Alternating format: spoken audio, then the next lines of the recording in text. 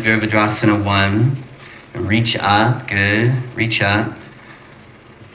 And for a moment, bring your hands to your hips. And then just get a visual of your feet. Get a visual. And let's work this morning with your heels on one line. So if you bring your heels onto one line, now some of you, if you're especially tight in your hips, you could even give yourself a little bit more space between your feet. And you'll notice that gives you more freedom through the pelvis. So you find your feet, and then can you dip your hips so eventually your front leg will be at a square, your knee over your ankle and your front thigh level to the floor. So dip your hips down, and then lift your 10 toes again. So there's work involved, isn't there, in lifting your toes, but lift your toes and stay in your breath, and then start turning on your feet. And notice as you start turning, and your right hip will naturally start moving forward. As the inner right thigh moves back, your right hip will move forward.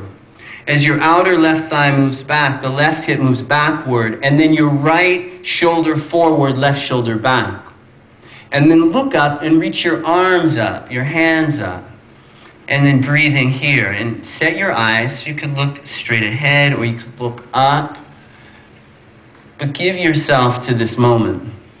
Letting your two eyes become one, a third eye. What we call the Shiva Netra, the eye of Shiva. And so when we really see with our two eyes, it's like it's a shifting of vision.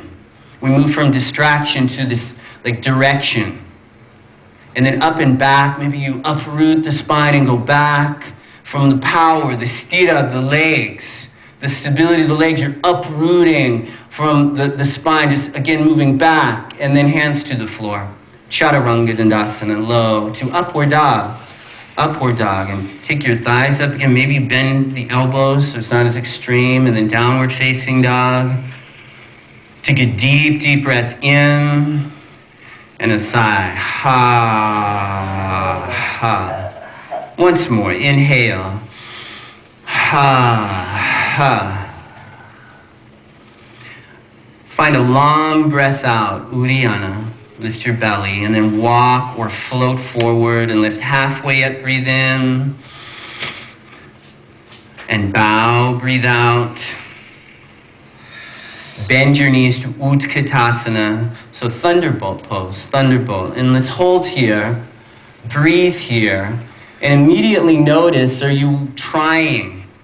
Like one thing to really get present to in our practice is, like, am I trying hard? Am I trying too hard? And moving from trying to just being. And not, because there's really nothing to accomplish here other than a quality of ease. And at the same time, we're challenging ourselves, like, you know, we're strengthening in our legs here. Right? We're toning, strengthening, and sculpting, meaning we're letting go of just excess stuff, like freeing our statue from the stone. And then the upper body, are you extending, like creating some new space, sukha, like good, healthy space through the spine and your chest open.